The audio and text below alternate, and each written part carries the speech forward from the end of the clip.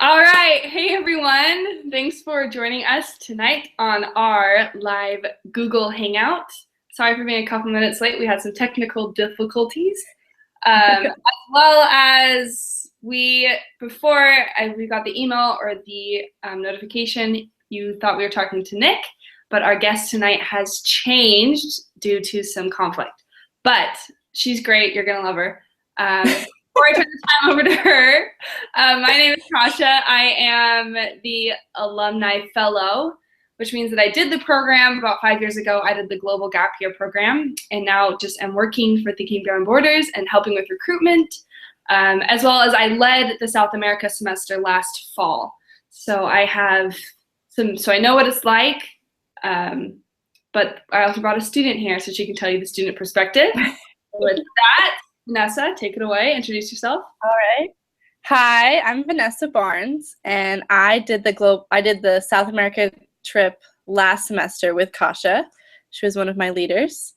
I am about to turn 20 in a week. I don't know. I went to university for a year, and then after my first year, I decided to take a gap semester, and we can talk more about that later. But yeah, I'm very happy to be here and talk to everyone. Awesome. Thanks, Vanessa. She's an MVP. I pulled her in kind of last second, and she pulled through. Of course.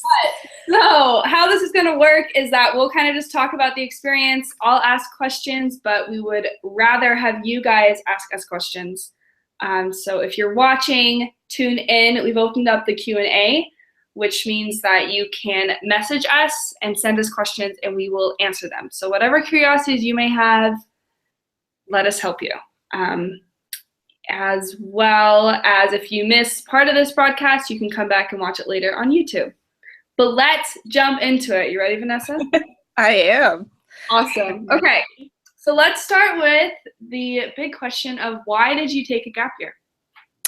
So like I said, I graduated from high school in 2014, went to American University for a year in Washington, D.C., and after my first year, I kind of felt lost in that I just didn't know what I wanted to do, and I felt like I was investing a lot of time and money going to school that I just wasn't very happy at and just wasn't for me. And I was like, you know what, I think some time off would be a good idea. And my mom had actually recommended taking a gap semester as well. And so, yeah, after that, we kind of talked to some people in Atlanta, which is where I'm from, and I got in touch with a good family friend of ours whose son actually did a gap year. I don't know when that was, but with Kasha when she did it. And he talked to me a lot about Thinking Beyond Borders and really made me really interested because of how it is not just like you go on like vacation for 3 months. It's really, you learn a lot, and it's hard, but I gained so much from it, and I'm so glad I did it. But yeah, I would just say I decided to do it because I just didn't feel like I was ready to continue my education, where like in a sense that I feel like I was just wasting it, like I was just going through the motion and not really like absorbing things and not having like a passion for it. I kind of wanted to like re-spark that passion and like find something that I just love to learn about. So yeah, that's why I decided to take a gap semester. That is a good reason. A good reason to do a gap year or a gap semester. We're big supporters of it over here. Yes. But yeah, that's awesome. You have a cool perspective that we haven't had on here yet, which is someone who's done a year of college and then come back, which is an option for people.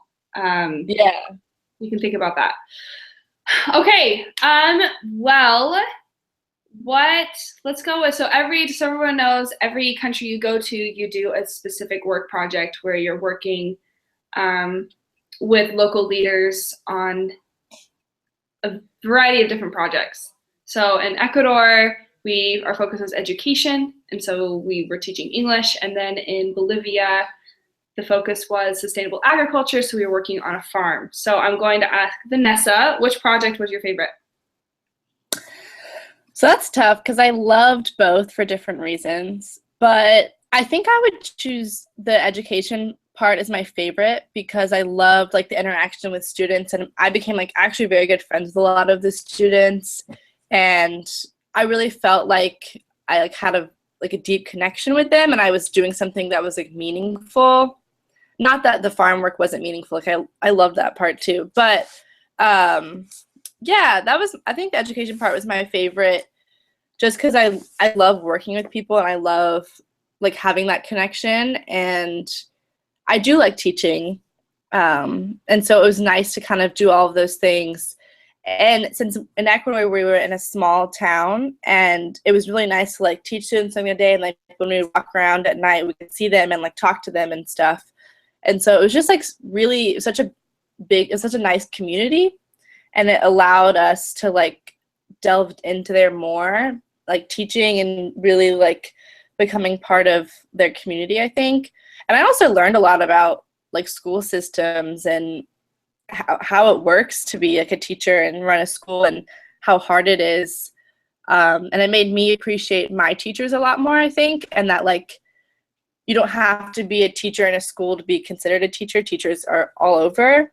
And like I learned, I think, just as much from the students as I hope they learned from me, you know, or even more probably. I mean, they taught me so much about patience, and just like, I don't know, they were just like so like fun and energetic and lively, and didn't really care like where you come from or who you are. Like we came from such different backgrounds, but like we connected at a school, and it was just like, it was so nice to be there. Yeah, I loved that part. It was awesome. Yeah, it's a cool little town. Like, I don't want to call it a city. Town, right? Yeah, it's a cool town that you live in, San Jose de Minas. The people, awesome. Yeah, are so awesome, and it's so small that everybody knows that the Americans are in town, so you get a lot of attention. Yeah, yeah, you get a lot of attention, but it's awesome. Yeah, it's really fun. Okay, cool. Well, let's jump to some fun questions. What was the food like? What was like your favorite thing that you tried in South America? Let's see. Oh, I don't. It's hard to like narrow down. I mean, we ate a lot of like rice and meat and stuff because that's just like a staple there. Mm-hmm. But I remember one day at school in Ecuador, we came in and they had this like school-wide like fair, and they would like give you different foods from like different parts of Ecuador, like different communities. And I remember this like one, I don't know where it was from, but they had this like whipped cream style like dessert, and it was so good. Like it was just like sugary and sprinkles and awesome, and it was delicious. So that was probably my favorite food I had on the trip. But I liked all the food. It was very like easy to eat, and if you had like food problems, like it was very easy to talk to your host family if like you didn't like something or if you wanted something different. Everyone was like very willing to like accommodate you.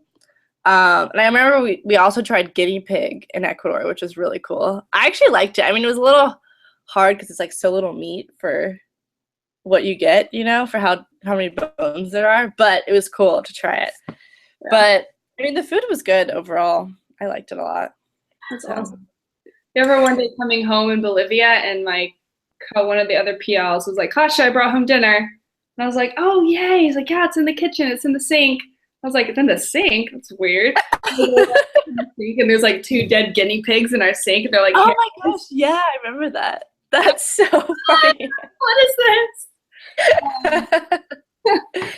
Okay. Just for anybody that just tuned in, if you guys want to ask us questions, please do. There should be a Q&A tab on the left side of your screen that you can click on and send us questions. And me and Vanessa will do our best to answer them. Nice. Okay, well, Vanessa, let's talk about the homestays. What were the homestays like? So in Ecuador, we were in a small town called San Jose de Minas, which we mentioned earlier. And things were very basic. I mean, there was internet and running water and electricity, obviously. But it was very livable. And my host family, which was a mom and dad, and then they had 3 little kids who were, I think, 2, 5, and 7, I think, were awesome. Like, they didn't speak any English, and I barely spoke a lot of Spanish, but who my roommate at the time spoke a little more Spanish, so that helped.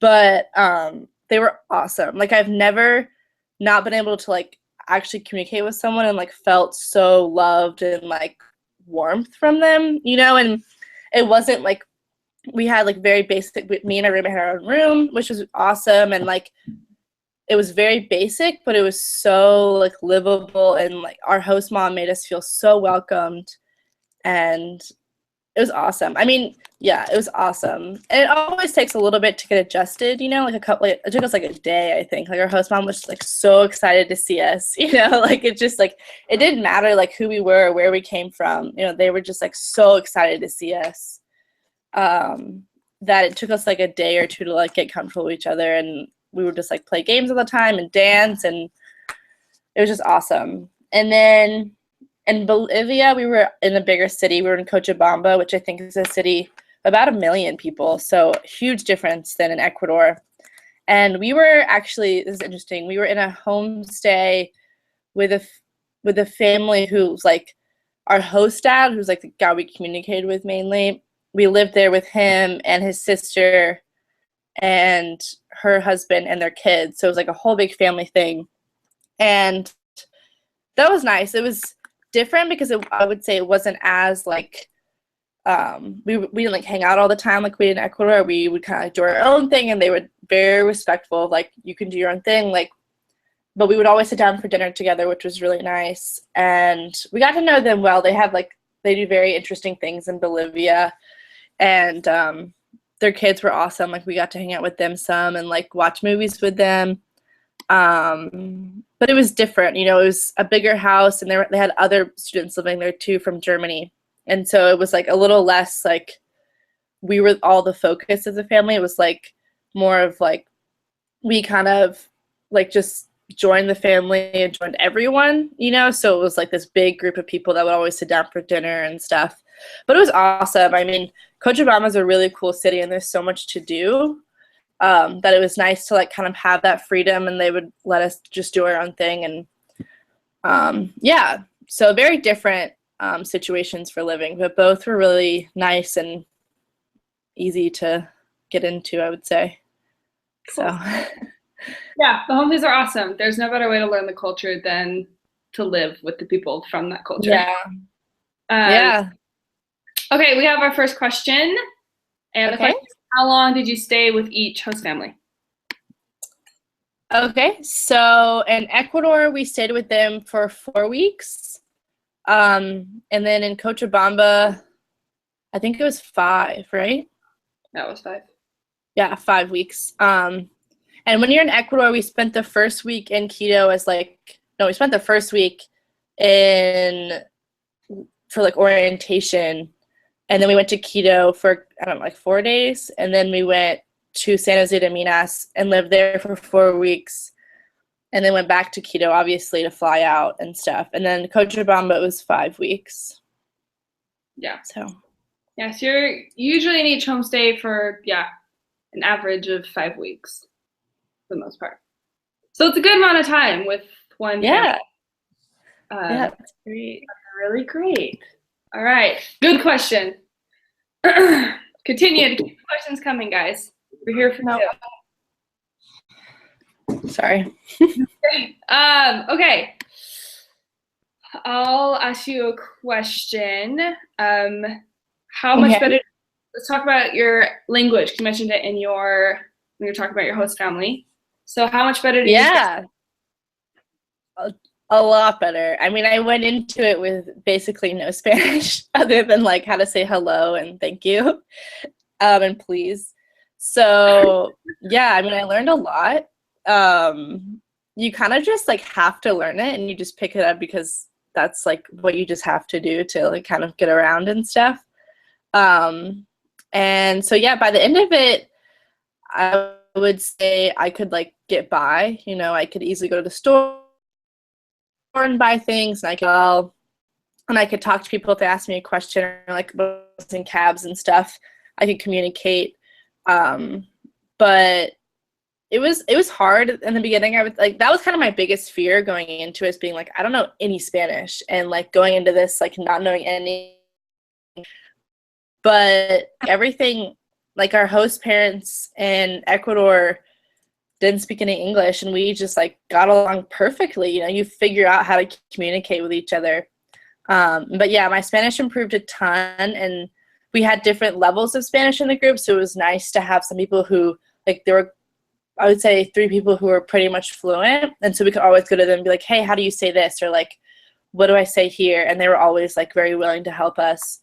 I got a lot better, and we took Spanish classes, which were awesome, in both places, and that was more of like helping us with like grammar stuff and just like getting stuff memorized, but a lot better by the end, I would say. And you learn it so fast when you're like in the situation, because there's like no other way for you to communicate, you know? Yeah. So it was awesome. Yeah. So like she said, you guys had like what, 2 lessons a week? Yeah. In Ecuador, I think it was 3, and then Bolivia it was 2, I think. Yeah, I got a little bit lighter in Bolivia. Yeah. Yeah. So, and they split it up by level, so you're in a class of people who pretty much speak the same level of Spanish with you. Like on top of the languages, yeah, like Vanessa said, you're immersed in it. And I feel like the people that really their Spanish improved, and Vanessa was a great example of this, are people that actually used it. There are some students who didn't know how to speak Spanish when they went into the program and then left not knowing any Spanish still. Yeah. Because they just never. Yeah, you definitely just have to speak it. Like you might be scared to speak it and stuff, which I definitely was at times, but the more you speak it, the much better you'll get at it. And you shouldn't be embarrassed. Like people were so gracious that we were even trying to speak Spanish, you know, and not like assuming that they would try to talk to us in English. So they were very helpful, and people would always like try to understand what we were saying. So definitely always try. All right, next question. What did you do as far as fun activities? Okay. Well, so we had some structured activities that like were planned, I assume, from the beginning. So like in Ecuador, we went, oh gosh, we went on one trip as a group. Yeah. And we did fun stuff in orientation too. But. Yeah, orientation was so fun. We like lived in this cabin in the rainforest for like a week. And it was just awesome. Like it was so cool. And we like went on hikes and stuff, and we went on this awesome zip lining tour that I've never done. It was like 10 zip lines. It was so fun. And it was just like so cool living in the rainforest. I mean, yeah, that was awesome. And then in Ecuador, I remember like watching the like bulls. Like people would like, I don't know, what do you call that when people like chase bulls and stuff? I don't know. But we watched that, and we went to like a couple soccer games, which were really fun in Ecuador. And we just kind of like hang out in the square. I remember like just walking around the square with my family a lot on the weekends. And like one Sunday, our host mom took me and my roommate to like a neighboring town, which was really fun. And we like walked around there, went to the market and stuff. And then, yeah, we had that one scheduled trip. Where did we go again? We went, I just remember that. What? Otavalo? Yes, we went to Otavalo. That was awesome. Yeah, that was so fun. It's like this huge market with like, there's just like so much stuff you can buy. And it's a touristy town, like definitely a tourist destination, but it was awesome. And then for the week in between, we went to Peru, which I know is like on the syllabus.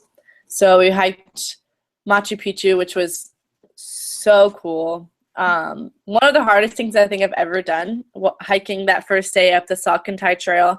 Yeah. We hiked to 16,000 feet, and it was so hard, but it was just like we were like in glaciers, and then we would walk down to like the valleys, and it was breathtaking how gorgeous it was. And it was like such a sense of accomplishment, like getting to the top and like feeling like you do this as like a group, you know. It was so cool. And then we camped overnight and hiked into like this really nice town, and then we took the bus to Machu Picchu because we didn't hike to the actual ruins, but that was awesome. It was so cool. And then in Bolivia, since it was so much bigger, we would like go out to the square at night and like on the weekends or like just during the week if we had time, and go get like ice cream or go I don't know. We would like go out and like walk around, like meet up with people, which was fun. And we went to the national park there, Toro Toro, which was really cool. Saw like really cool like canyons and dinosaur footprints, which were really neat. I've never seen dinosaur footprints before.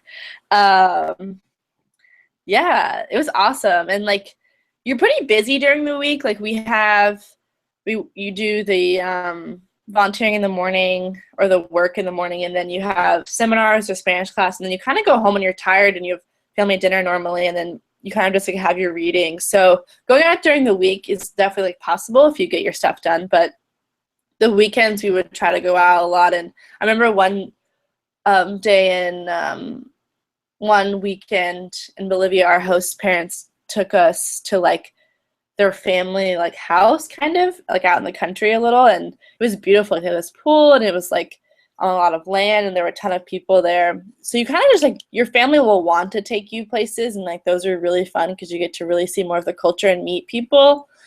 But you can also do things as a group, just like go out at night or during the day and like do things in the city and stuff. So yeah, it was awesome. A lot of fun things. Yeah, there's definitely structure in the program, and then we have orientation where we go ziplining, we go to a butterfly garden, we go the butterfly waterfall place where we jumped off a waterfall. So yeah, there's like adventure stuff thrown in there, and then like Vanessa said, on the weekends you guys are free, except for a couple weekends we'll go as a trip. We went to like this adventure camp place where we went like and then did rock climbing and hiking and kind of like a camping trip. So like it's structured, but that we make sure to take some time for fun and to go out. Definitely. It's so fun. Yeah. And definitely, I mean, as students, I mean, all the time we run into the students like because we were right in front of this cool plaza, and we were there at Christmas time. Oh my gosh, if you guys go, it's so cool. They light it up, and they light every tree you can possibly see. It was amazing. I've never seen so many lights in my life. Yeah. So yeah, lots of fun, lots of learning, and lots of fun. All right, keep the questions coming, guys. Yeah, we want to hear from you. Okay. Let's talk about so you got sick. So how was being sick and dealing with that? Then a lot of so I got sick at the end of Ecuador. And it honestly wasn't as bad as I thought it was going to be. I think other people might have had it worse than me, but like, it like you like feel the symptoms, obviously. Like we always tell the PLs like almost every day, like how we're feeling, like you guys check up on us. Cause like you never really know like when it's going to happen. But there was a group of us that we all went to Quito for the day and got tested and stuff. And it was very easy, like very like nice office and lab and stuff. Like it was all like very clean. And we got medication very easily, and it was honestly like a very easy process for me at least. Cleared up within I think 3 or 4 days, and I was good to go, you know. But I think other people had a little tougher time. Like some people it lasted longer, and some people didn't go away. They had to get retested. So it just kind of like depends on your situation, but don't be scared of getting sick. Like it happened. It happened to pretty much all of us, you know, and you kind of just like go with the flow, and it all works out, I think, you know. And most people were fine within like a week after getting medication, and if you're not, like, the PLs are on it, you know, like they're always going to be like, okay, like let's go back to the lab and the doctor and get tested again, you know, like they're not going to just like leave you stranded and being like, well, that sucks, you know. So don't be scared. Like it really wasn't that bad. And like, yeah, and I come home now and I like tell my friends that I was sick, and they're like, oh my gosh, that's crazy. And like, it really like wasn't that crazy at the time, you know, like it was just kind of like it happened and we were fine. So it was good. It was all very nice. Well, good, pretty much. Yeah. All right, this is kind of a hard question, but it's good to get it out there. What was the hardest?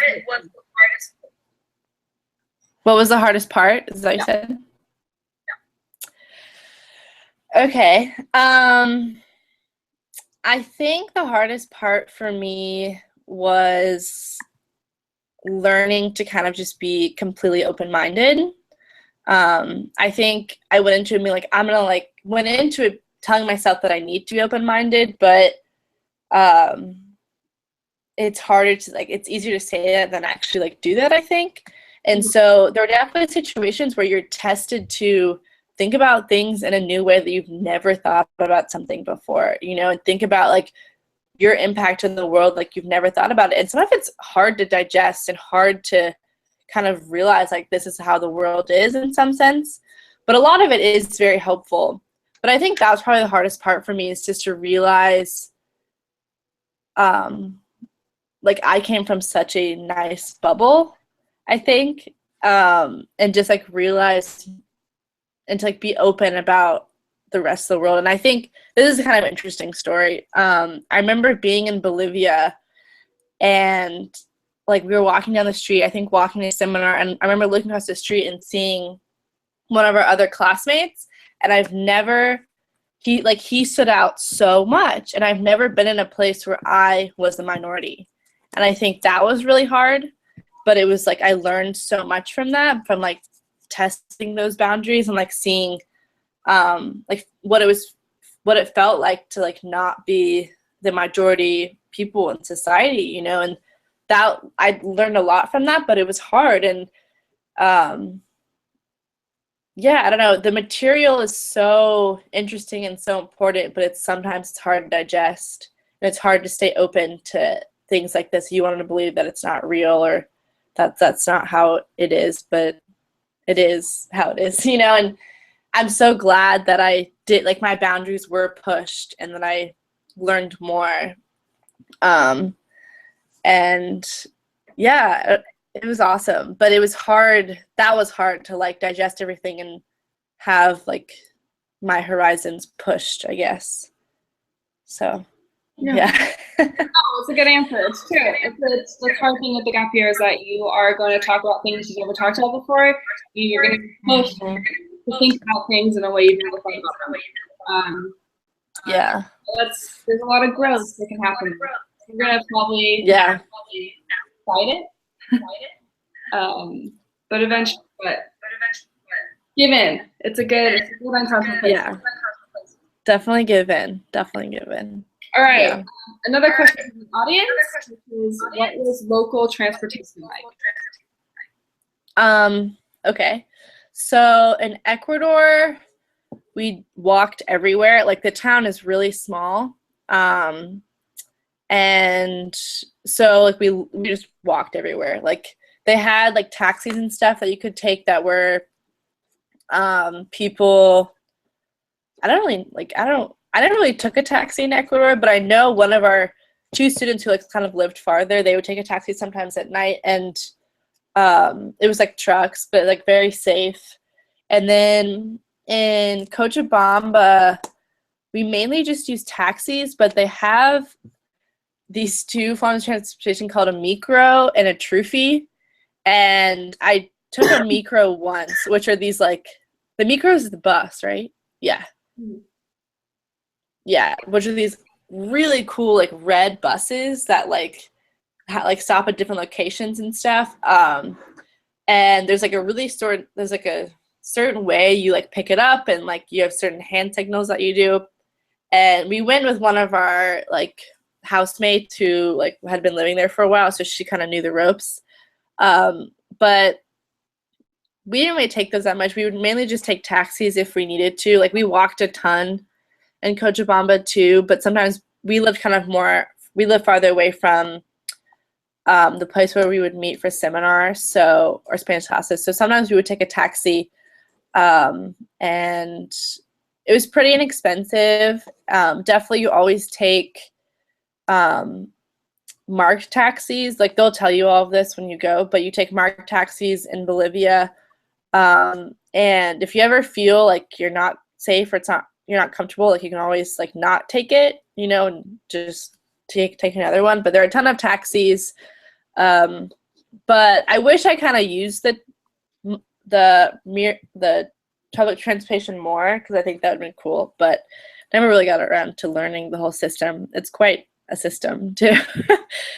But yeah, mainly taxis in Cochabamba, then we just walked a lot in Ecuador. So yeah. We try to make sure that everywhere that you are is walkable. Wherever we meet. So you can pretty much walk anywhere. Yeah, you can walk anywhere. Yeah, they were nice and you got tired. Yeah. Yeah. Or if it was raining or something. Yeah, exactly. But we would walk a lot, definitely. But we have orientation at the beginning of the country where we actually go over the different belts of the country. So we go for the safety of using the taxi, walking. Don't be alone, don't be alone. Yeah. Okay. All right. Coming, but if there's not another one, I will ask you, Vanessa, what was your biggest takeaway? Wait, repeat that. Sorry. What was your biggest takeaway? Takeaway. Okay. This kind of goes along with the previous question about like what was the hardest part. I think my biggest takeaway was that I am like not like the world is bigger than I thought it was. I learned that definitely. I mean, I loved where I grew up and I loved the school that I went to, but it was definitely kind of a bubble of everything's okay. And I learned that some things just aren't okay and the world has a lot more things going on than I think I realized. And I also learned that I can change things in the world. Like I have the ability to make things, even if they are small, and affect people's lives and affect change in a positive way that I hope to do in my future. So it's a lot of kind of learning, and you reevaluate like who you are in this world, and then there's a lot of now this is what you can do, and this is the kind of impact that you can make on this world. And that's what I hope to do in my future, is change the world for the better, every little step that I can. But I think that was like the biggest thing I learned. And I also learned that, like, especially in Ecuador, you learn that it doesn't matter where you come from if you can all like laugh together and just like be together and break down boundaries, and you can get along. People just like want human connection, and they want someone to like be friends with. Like it's not about like anything else really. And that was really neat to like learn that I could be so close with like my host mother, and we came from such different backgrounds, but like we were just like so close. Like I remember leaving and I like was sobbing for like 2 hours because we left, and it was just like that sort of thing is just so neat that you can build connections like that. Yeah, it was awesome. So like, yeah, learned a lot about like the world and my impact in the world, but also just like about humans. And like, yeah, it was awesome. I keep saying that. I mean, sometimes when it comes to gap year experience, it's hard to put it into words. Yeah, it is. And like when we came out at graduation, like we all I think we all realize how much we learned, but I remember talking to my parents and being like, it's so much bigger, you know, like it's hard to like tell you exactly what I learned, but like we all know what we learned. Like people who like you experience it with it, and other people who have done Thinking Beyond Borders like get it, you know. It's a very special thing, and you learn so much. I mean, I came home and was like, I can't go back to American University. It's just not the place for me. And I then like I'm ending up transferring and going somewhere new in the fall. And so just kind of, I came home and had this new view of the world and new view of like what I wanted to do. So yeah, it was awesome. Cool. All right. Well, well, not one more. We probably will do a couple more. Tie this up though within the next minutes. But the question is, what about the experience? Okay, sorry, you're breaking up a little bit. Can you repeat it? What did you like best about the experience? Okay. The people you meet along the way was probably my favorite part. I mean, I love traveling and I loved seeing the cultures, but the people being like the people on my program, who I'm still very good friends with a lot of them, and I talked to one yesterday on the phone for like an hour and a half, you know, and then and also the people that you meet in the country. Like I was talking about like my host parents and people in the community, my students, like our guide hiking in Peru was just like such an interesting person, you know, had such a history, and like people in Bolivia, we met a lot of people who were also in Bolivia, like working, and that was really neat. And we also met a lot of like talking to my host family in Bolivia. So I think my favorite part was probably the people, and just like going into it being like, no one knows like my past, and I don't have like a whole past, but like no one knows like anything about me, and we're all just like kind of blank slates to each other, and you just learn so much from everyone because they have no judgments about you, you know. And it's so great to like meet all those people. And I loved traveling with our group, Thinking Beyond Borders. I mean, I loved our group so much, and the people that we met in the countries made it so much better, you know. And that was probably my favorite part, the people, I think. Yeah. It's very cool. The program does a really good job exposing you to really influential people too. Yeah. Like the people that we're working with on the project are people from that community woke up and was just like, wrong here, I need to fix it. Mm-hmm. We're surrounded by really inspiring people who are doing really awesome work. So it's actually which was cool. It was awesome. Okay. If you have any more questions, feel free to jump in. We'll probably tie this up in a few minutes. But I will have one final question for you, Vanessa. If you have any last advice for them. Okay. I mean, a lot of what we've talked about, I kind of use as advice, like be open and and know that it's not going to be easy the whole time. The program isn't built for it to be easy. And that a lot of times, like, your preconceptions will be pushed. And like my program leaders did a great job of kind of pushing and making us think about things in a new way. So definitely be open and know that it's not going to be very easy, but that you'll come out of it, like, I want to say I come out of like a better person, you know, and like knowing a lot more. Yeah, and don't be scared, you know. I think like being nervous is natural. Like, it's a good thing, I think, to be nervous about something because it's something exciting, but don't be scared. Like, everything is going to be great. And it's such a great trip. I like doing this interview. I'm like, oh my gosh, I want to do it again, you know? And so, Yeah, I think just like cherish every moment of it too. You know, there are times where I would go home and be like, I'm just so tired, like emotionally and physically. You know, we worked this morning and then we had class, and I thought about things in a new way, and I was just like so tired. But the next day I would get up and be like, wow, this is awesome. Like, this is like what I get to do every day, you know, and it went by so fast. And yeah, I don't know, just like definitely cherish it and be open to new things. You know, you learn so much and it's just so great. It's really great.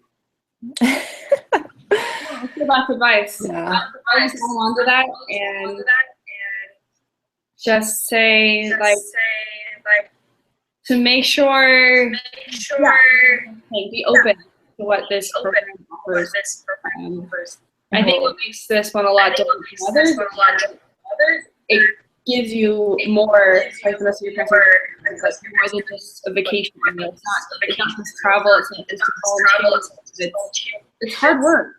To better, to open your eyes to a world in a new way, and to open yourself up, and be okay with the idea that maybe you're, I don't know, that maybe what you believe or what you thought was true might not be true, and the question assumptions. Yeah, there's a lot of growth and a lot of knowledge that you gain. And through the experience, through the seminars, through the people that you meet. I don't know, at least for me, so much smarter. Yeah, I do too. Yeah, I felt a lot smarter and a lot more mature and a lot more like, felt like I had this new sense of purpose, and yeah, and like I feel like, oh, okay, I can do this thing called life. If I can do my gap year, I can. Do my gap year. Yeah, no, I completely agree. Definitely. Yeah. And that you like leaving your time on the gap, like after your time in the gap year, like it gives you such like purpose, like you were saying, and such like hope of what you can do in the world, you know, like maybe have not found your path yet, which I'm still like kind of finding everything, which I'm 20, you know, I don't expect to like know everything, you know, but knowing that you can change stuff and like you will, and it's very hopeful. It's great. Yeah. All right. Well, we will tie this up. Vanessa, thank you for being all right. Yes, of course. You are a lifesaver. I owe you. I'm so glad I did it. Good. But yeah, if you guys are on the fence about doing the program, just do it. You won't regret it. I have not met a single person who's done this program that has regretted it. Yeah. So, you won't at all. It's awesome. It's so awesome. Yeah.